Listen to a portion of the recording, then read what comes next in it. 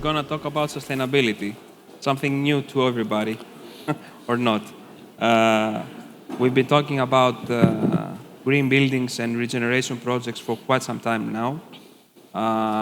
It used to be an outsider, an outlier for the real estate market. Now it's more than mainstream, it's a necessity, let's say.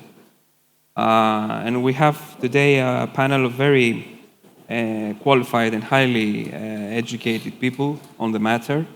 Mr. Panagiotis Kapetanakos, who is the CEO of Noval Property, a company involved in a lot of green buildings and specific developments regarding this topic.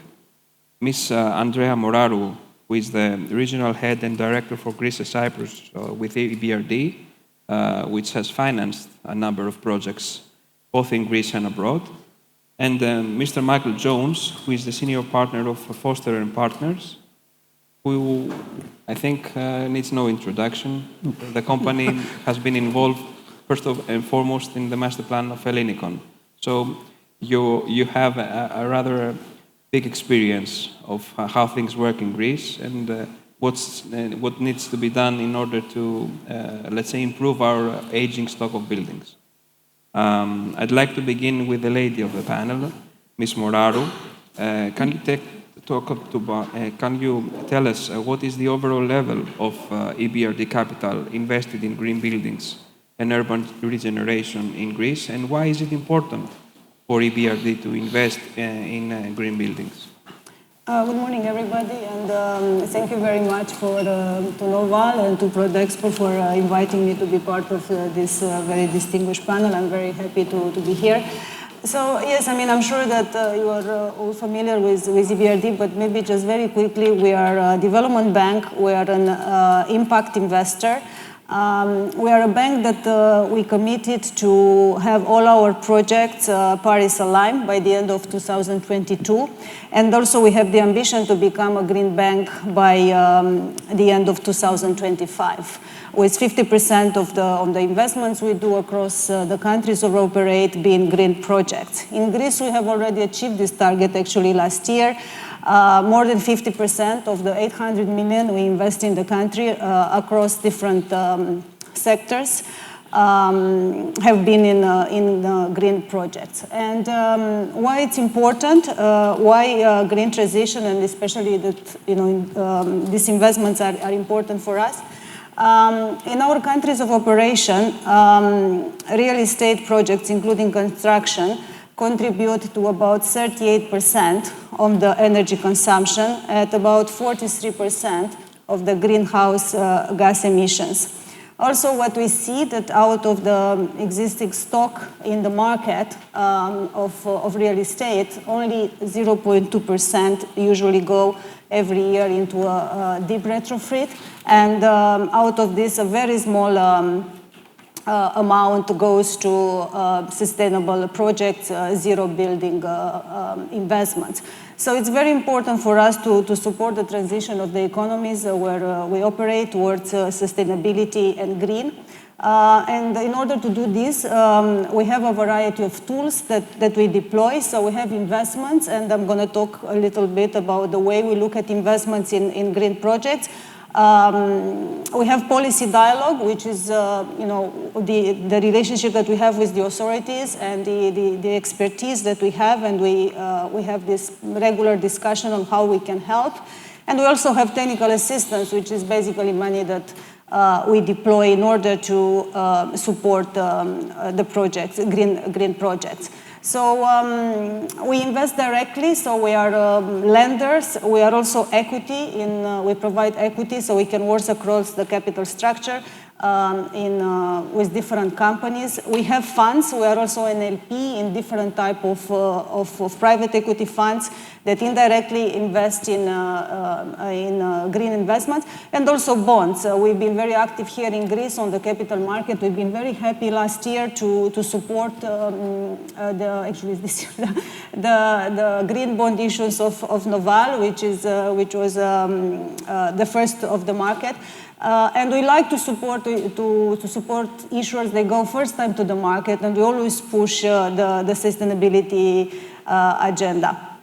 We have lots of experience in sustainability and green financing. EBRD has been doing sustainability projects over the last 30 years, so it's at the very core of our mandate, and we have the in-house expertise in order to support clients to go through this cycle. We are not only providing funding, that's sometimes it's quite widely available, but this expertise that we help to deploy to our projects is very valuable, especially for countries that they go through the transition. I mean, the EU adopted the EU taxonomy and different regulations. Some of these are quite challenging to implement, but we have the expertise, and we work with the countries in order to support this transition. In addition to the green building and green financing, which is very important for us, we are also very keen to support the green sustainable infrastructure and green sustainable products. So we work also with the corporate sector, with industrial, in order to support, because these are part of the full structure that is needed in order to achieve these goals. So far in Greece, about 80% of our investments in real estate have been green investments and urban regeneration. Talking about amounts, we invested about 180 million just directly from us, and this is really directly, not through other structures. But if we are looking at the mobilization effect, because usually when we invest in a bond, we also mobilize other investors. When we invest in a joint venture, there is also other investors, other financiers. So if we are looking at total amount, we are looking roughly at about 800 million euro. So supporting the green buildings, supporting the decarbonization of the real estate in Greece, and urban regeneration are a very heart of our strategy here, and we are very keen to do more in this space. Very thorough answer, Mrs. Moraru. Thank you very much. Mr. Kapetanakos, why and in what ways does Noval Property invest in green buildings and regeneration projects? You are, I think, most, if not all, your projects have the word green in them. Yes, thank you very much, and thank you, Prodexpo, for organizing this conference. Sustainability, green buildings, reuse of existing building stock, and urban regeneration projects have been at the core of our strategy for a number of years now.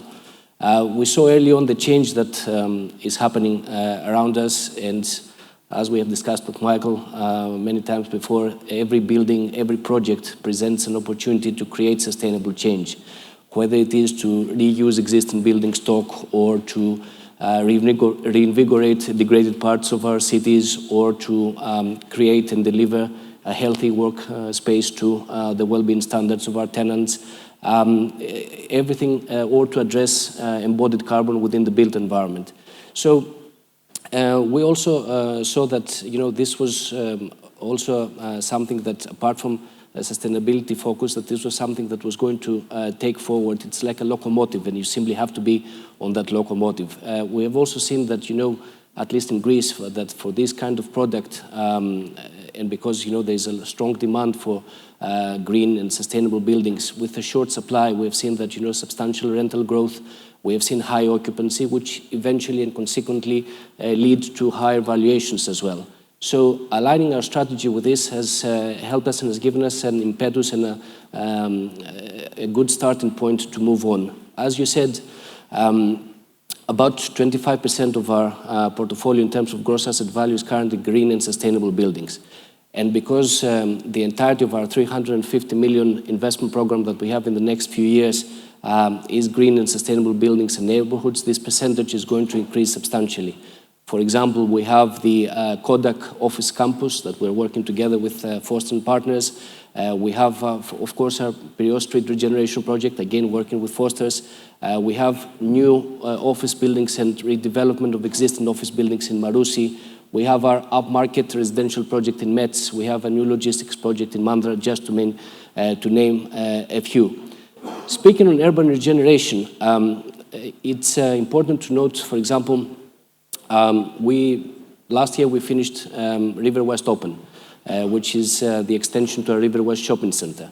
And it is a hybrid and a new generation shopping center because it comprises both indoors and outdoors retail, food and beverage, and leisure spaces, together with 20,000 square meters of greenery, open space, and water features. And this, the River West Open, and the adjacent IKEA, which we also own, is the largest retail hub in Greece. And what is important to note is that this largest retail hub in Greece, with an annual visitation of over 6 million people, was built on a plot of land of about 83,000 square meters that a few years ago only included old factories and was a degraded part of our city. And now it's the largest retail hub in Greece. Speaking again on urban regeneration, on Piraeus Street that we're working with Foster's, that's a major regeneration project. It's a mixed-use target. It will include offices, hotel, residences, various uses like cultural, sports, food and beverage, retail. And it's going to be a major project that's going to upgrade that part of Tavros. It's going to be a major boost to the redevelopment of the entire Piraeus Street, and a lot of projects are happening on that street. And it's important to think that it's an old industrial site of about 75,000 square meters. It's just a stone's throw away from the city center. It's the first Viohalco factory. It's dating back to the 1930s, and it's going to become a metropolitan arts district and green and resilient neighborhood. And it's going to have synergies with the adjacent Hellenic Cosmos and the School of Fine Arts and the Greek Festival. As I said, we're very happy to be working with Foster and Partners, Michael and his colleagues, together with a very talented Greek design team on both the Kodak office campus and the Piraeus Street Regeneration Project. And Foster's track record and experience in sustainability, of course in architecture, gives value to our projects and also helps us improve our sustainability knowledge. And of course, as Andreea said before, in order to do green projects, green buildings, you also need financing of similar origin, background, and framework. And we are very happy and honored that EBRD chose to be our largest bondholder in the first green bond that we issued last year of about 120 million euros. Thank you. Thank you very much. Time for Mr. Jones to offer us some insight. Hopefully, Mr. Jones, we're now in the post-pandemic era. How do you see companies adapting and adjusting their office space and working conditions? How are buildings utilized, and can they become useful tools for staff retention and attraction? Totally, 100%. It's very great to be here in Athens, and I'm sorry for not speaking Greek. Well, I think one of it's interesting to me how sustainability and people's reoccupation of buildings have started to go hand in hand, because inherently, as we worked out in the pandemic, healthy workplace, a place where people can go, and then there's good quality air, good quality conditions, lots of landscape, the things that people know and enjoy in a building, is something that we've now found out as a consequence of the pandemic is a really healthy thing, not just from people's mental well-being, but also in terms of a resilience of a building to adapt to the changing needs of people as they occupy it. And the pandemic was a classic case where many buildings wouldn't respond to the needs of the health needs of a pandemic, and people began to re-evaluate the way in which they're working. And it's interesting for me, I was asked by Bloomberg, the global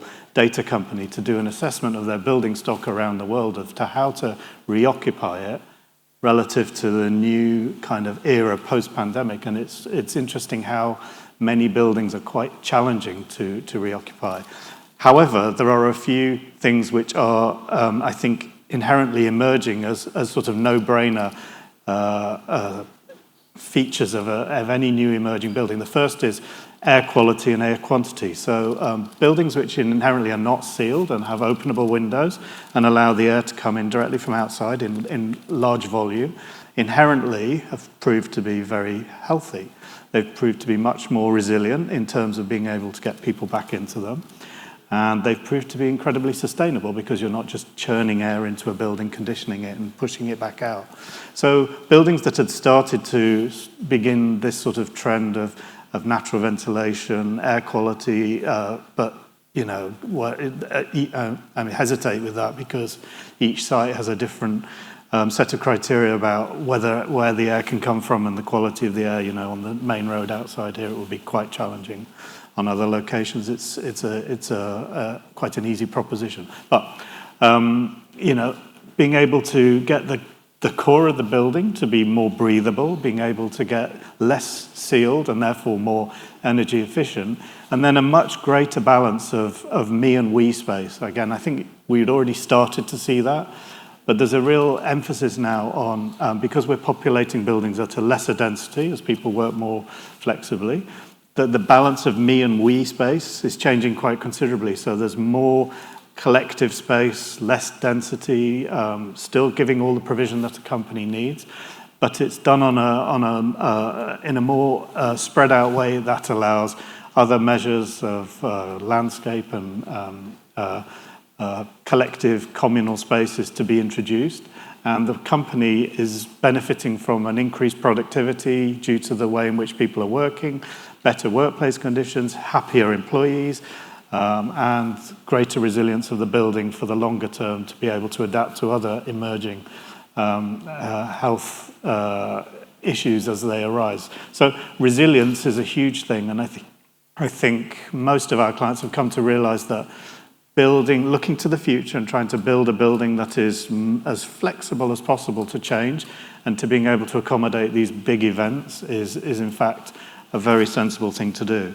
And to take that one stage further, we're finding that a lot of clients are challenging us to pinpoint at what point in the future their buildings will cease to be current and relevant. And I mean that not only in the sense of the way they're used for, in a healthy and well-being sense, but also in the way in which they use energy.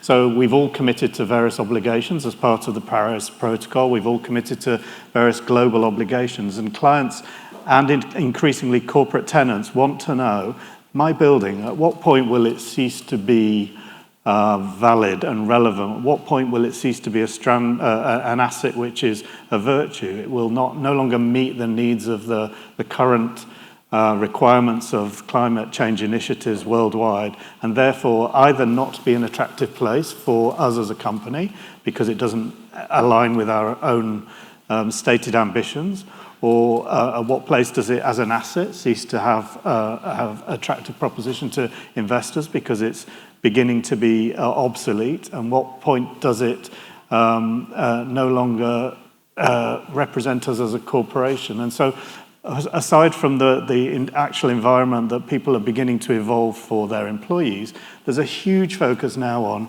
making sure the building has a resilience in terms of its sustainable agenda as well. So it's sustainability for people, sustainability for the building itself, sustainability for investors and corporate tenants. So there's a sort of, it's a much bigger platform than it once used to be. And I think the interesting thing about what we're doing in Pereira Street, which is again something that we see a lot of happening now, is on that particular site, the adaptive reuse of existing buildings is a huge starting point for a project now. Once upon a time, people used to arrive, clear away and start again. That was the big focus. And actually more and more, at the beginning of a project, there's a pause for a moment, like we are on Pereira Street, and saying, okay, which of these buildings has value? Which of them, because straight away you're inherently doing a more sustainable thing by preserving a building than knocking it down and putting back a version of the same thing. So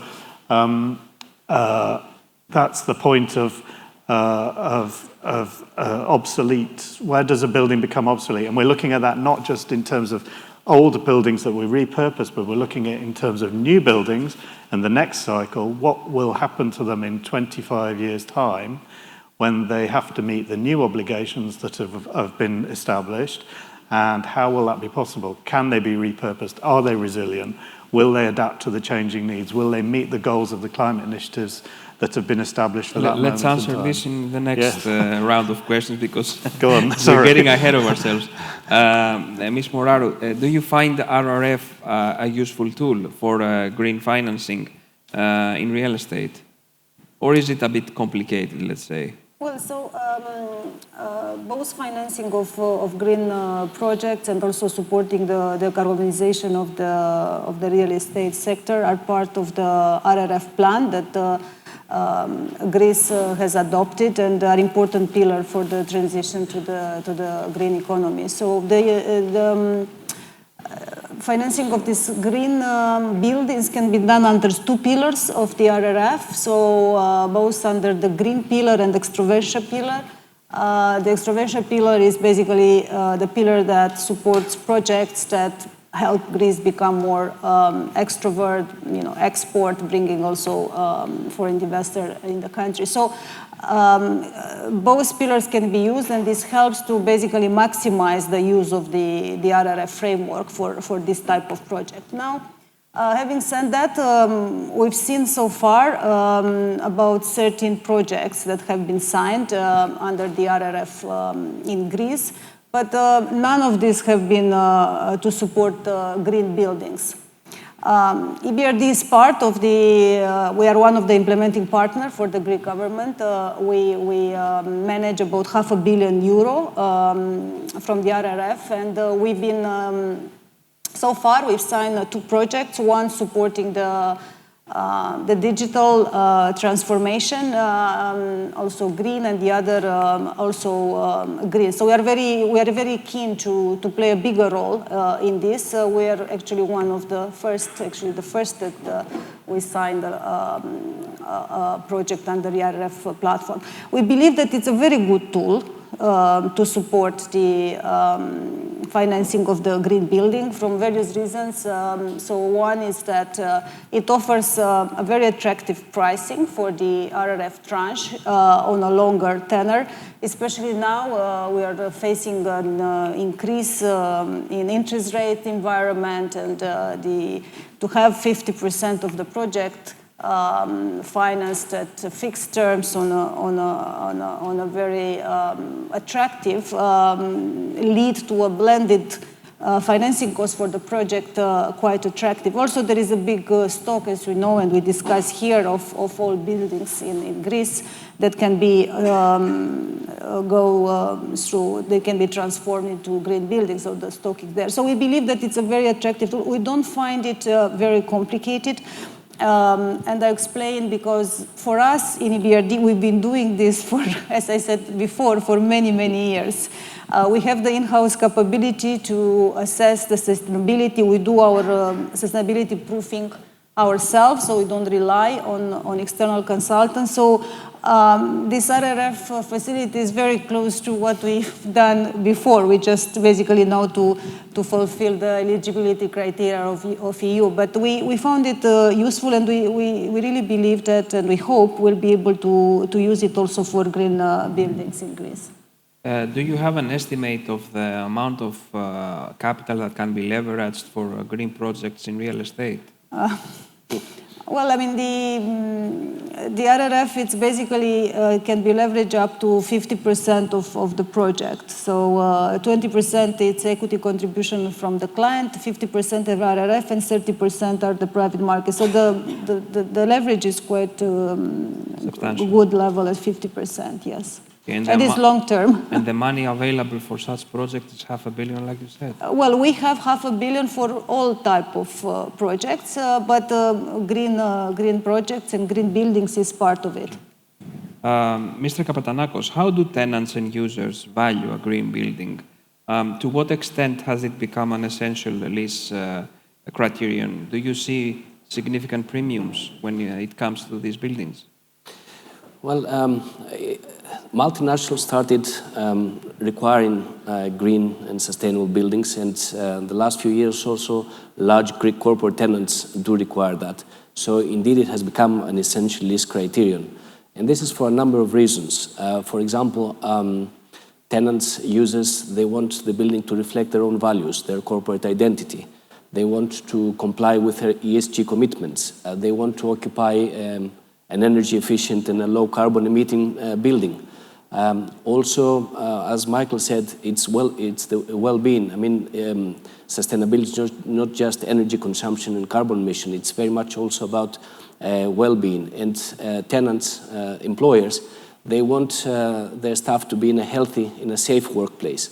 In a workplace where, as Michael said, you have natural lighting, fresh air intake, quality of air, etc., but also amenities ranging from gym and food and beverage all the way to bicycle parking and electric car charging.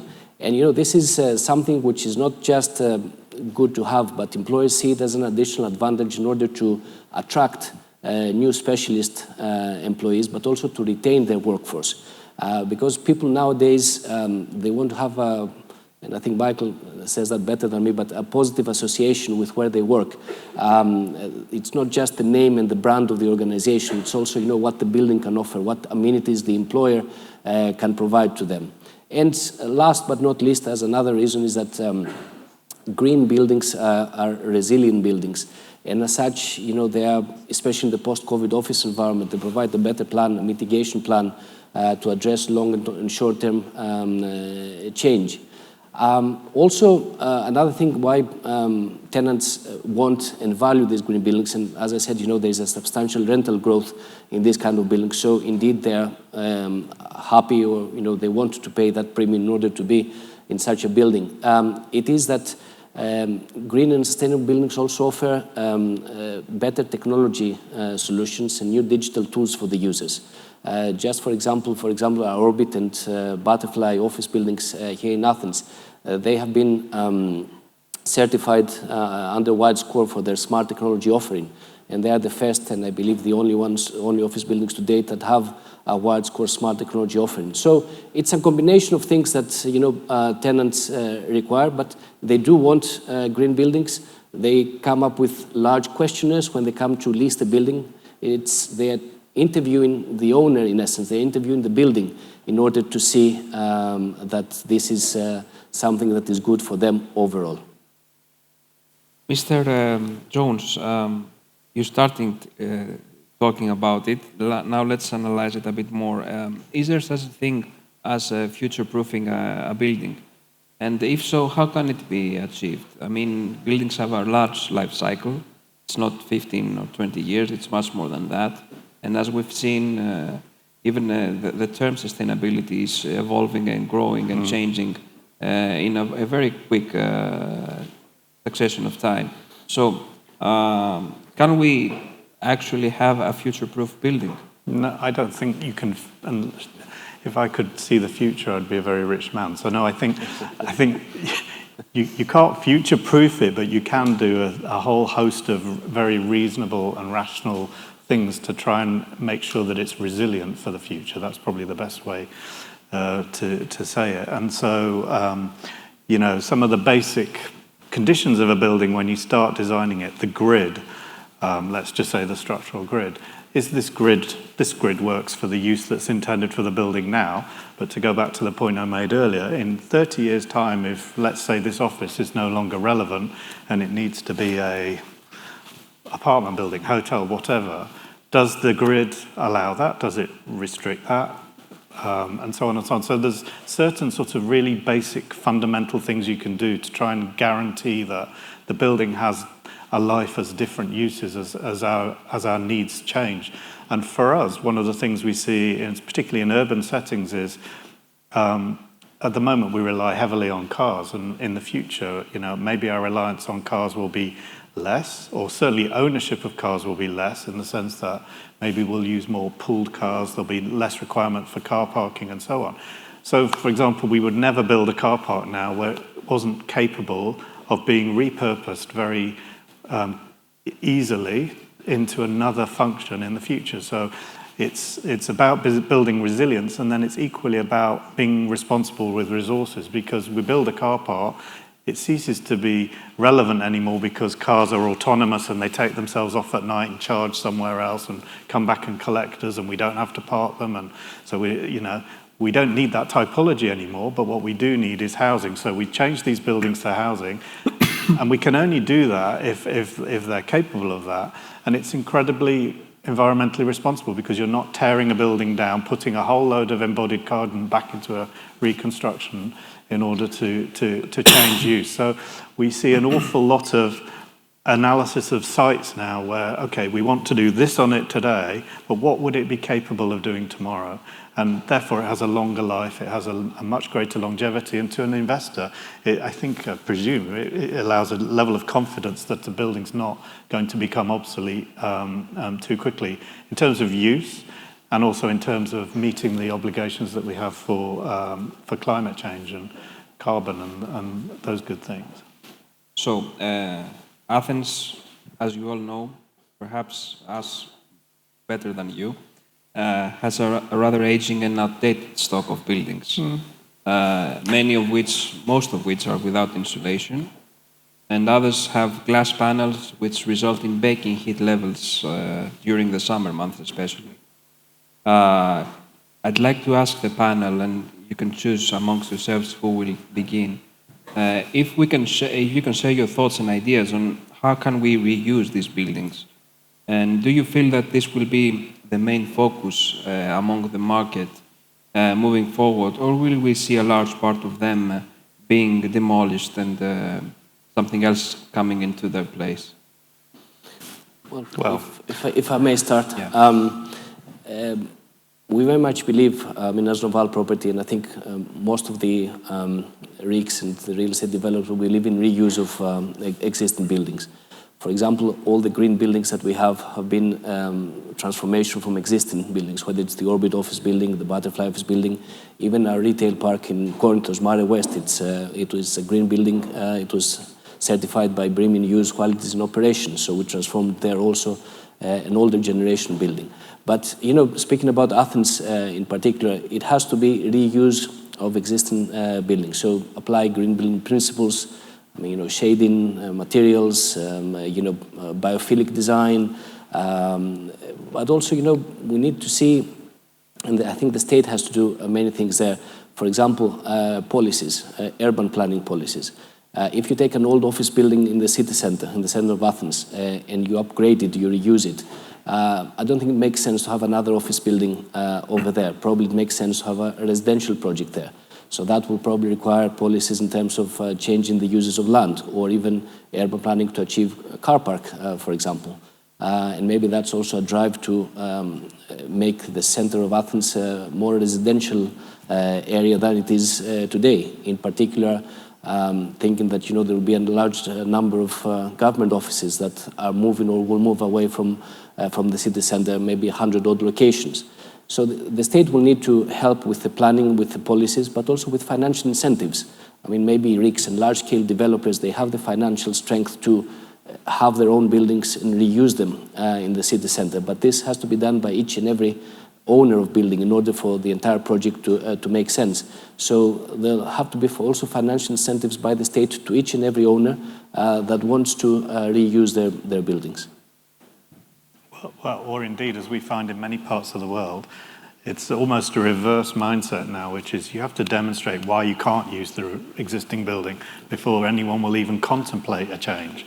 So, I don't know, my experience so far in Piraeus Street and in what I see is that the bones of the buildings are good here. They're not bad, but they can be very readily repurposed, regenerated, given a whole new lease of life without wiping away either the heritage of the site in terms of Piraeus Street, which is amazing, or requiring huge amounts of new embodied energy to rebuild something that is perfect, exists in a perfectly good way already. So I think there'll be huge potential for the adaptive reuse of the buildings in Greece. In Athens specifically, they have good bones, they have thermal mass, they are not very well insulated, but they can be better insulated. The windows for me are relatively small. I know you say there's lots of glass, but from my perspective, they seem really quite well set up for adaptive change. So I think the future looks good in that regard, and that should be the starting point for every project, not seen as a negative. Unfortunately, outside the city center, you'll see more glass. Maybe. Maybe have a limited... Especially as you move in the northern part of Athens. Just to add to, I mean, I agree with everything has been said. Maybe just one additional thing that we need to, consider is the retail, because at the moment, as we discussed, there is lots of focus from the corporates. They are looking at ESG, part of their stability, part of their sustainability strategy. They want better places for the employees. But when it's about individuals, buying homes, I think what is really missing here, and not only here, it's across Europe, you need a full set of tools in order to help to change the culture of thinking about green buildings and sustainability. Because we have all this stock, and people are always looking to buy new buildings, but there is also a solution for the old buildings. And here you need education. I think we need an ESG education at the society, at the individual of the society level. As we had the financial education, people have to understand the implications. Now it's a very good moment to accelerate that because of the increase in the energy cost. So people feel on their own wallet how important it is to have. But this cannot be done alone. So all the stakeholders, the state, the banks as well. I mean, green mortgages. It's a product that I think it's missing here, and it's very important. In other countries, we've seen that they've been used as a tool to stimulate people to invest, to buy green buildings, but not only new buildings.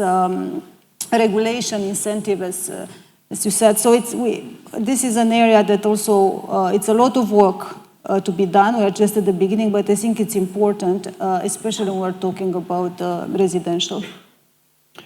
I think we've established that sustainability is the norm now in real estate development. But given that we are always seeing new technologies, new materials coming up.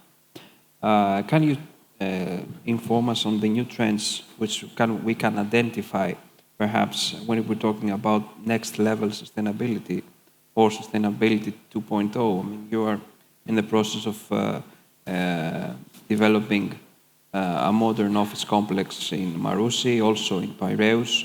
I'm sure you're researching the market for the latest and greatest in new materials and new ways to implement sustainability.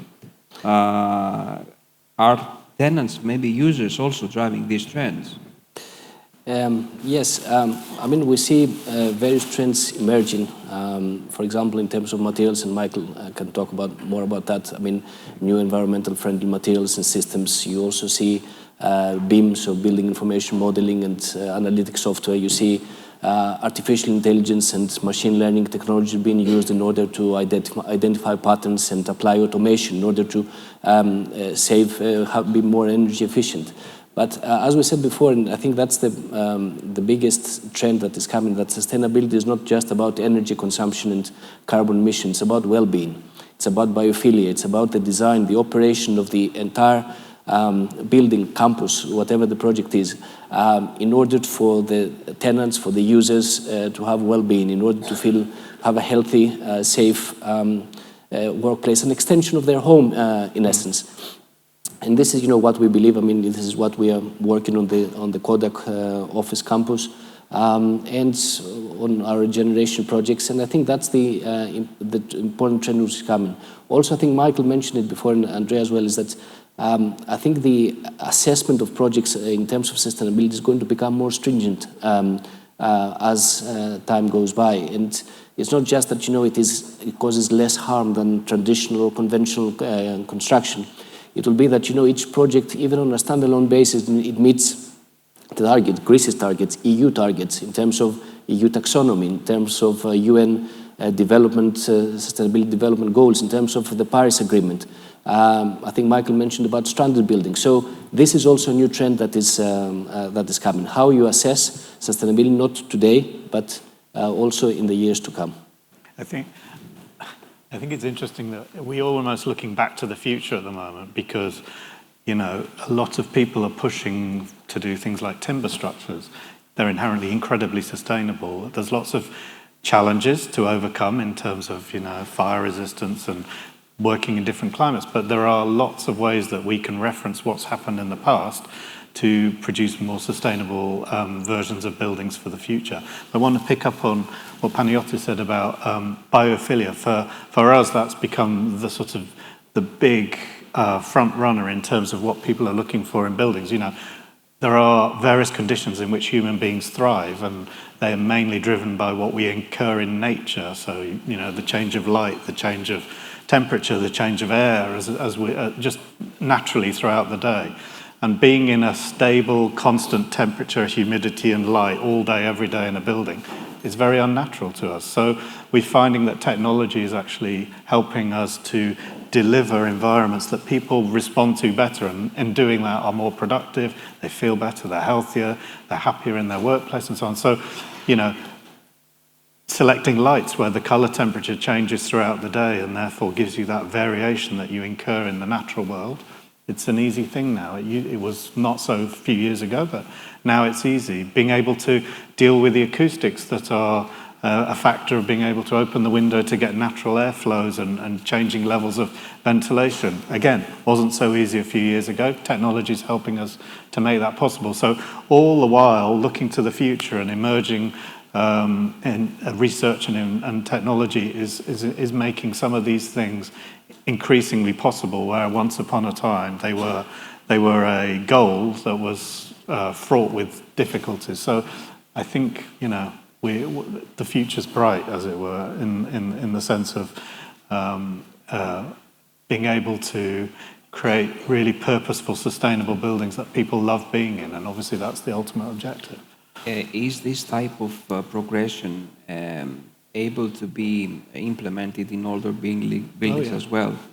Which is the main, I mean, it should be the main focus. It's the vast majority of the stock right now. 100%, because in effect, two of the things that I've just described are overlays onto an existing structure, for example. You don't need to build a new building to install, you know, color tuning light, or to be able to implement an electronic sound system that shields the users from the external noise. You don't need to.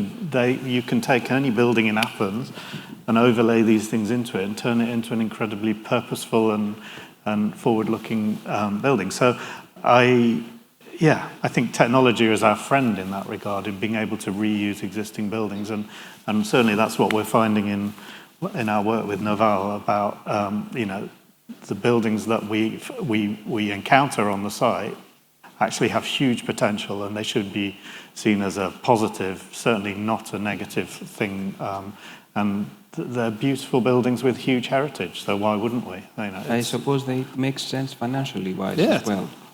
Well, Panagiotis would have to talk about that, but it certainly makes Andreea, sense. Both from an investors and financiers' point of view, I think it's more for you. No, absolutely. I mean, we are very keen on urban regeneration. We've done a very interesting project in Greece, also in Piraeus, with the Papastratos factory, because we strongly believe that if we have the technology and the material, and it seems that we have, it's much more important to transform an old building into a new building, state of the art, rather than. And also in terms of carbon emissions, I mean, it's obvious that it's much more attractive to invest in old buildings. And I would say it's going to be necessary, again, to meet the protocols and all the obligations we've individually signed up to. It's a fact of life, I would say. So we have to find a way to make it. Yep. I'd like to thank you all very much, and thank you all for listening to us and taking the time out of your schedule to hear about sustainability. I think we have less than a minute left, so it's good to close out and make the organizers happy as well. Thank you. Thank you.